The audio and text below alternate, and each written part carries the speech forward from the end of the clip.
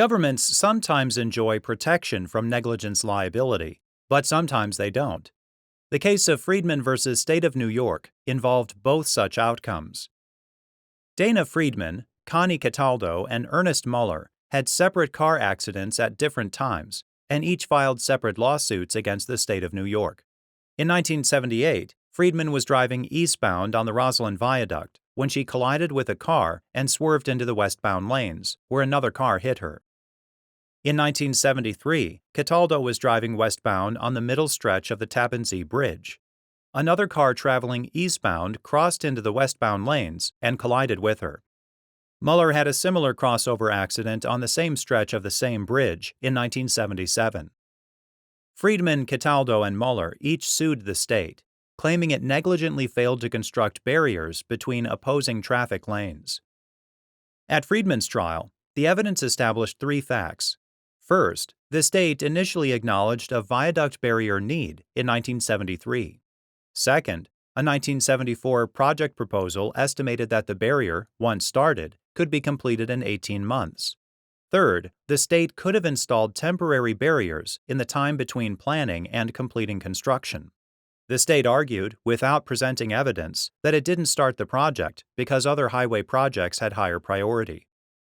At Cataldo's trial, the evidence established that the state first considered installing a barrier on the bridge in 1962. However, after studying the issue, the state only installed a barrier on the west end, where accidents were most prevalent.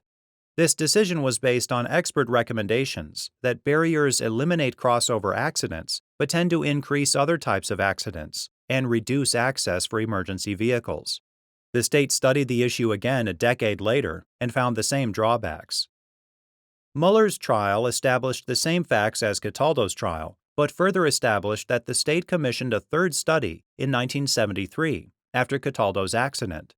This study recommended installing a barrier across the bridge's entire span.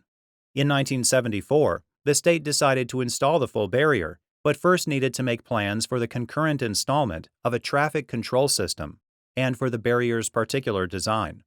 The state hired a firm that submitted a recommended barrier design in 1975.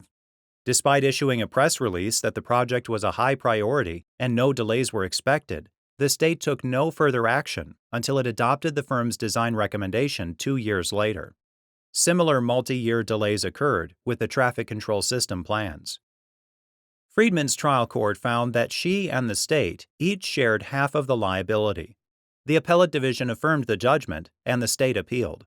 Cataldo's and Muller's trial courts each found the state liable, but the appellate division reversed and dismissed both claims. Cataldo and Muller each appealed. The court considered all three appeals together.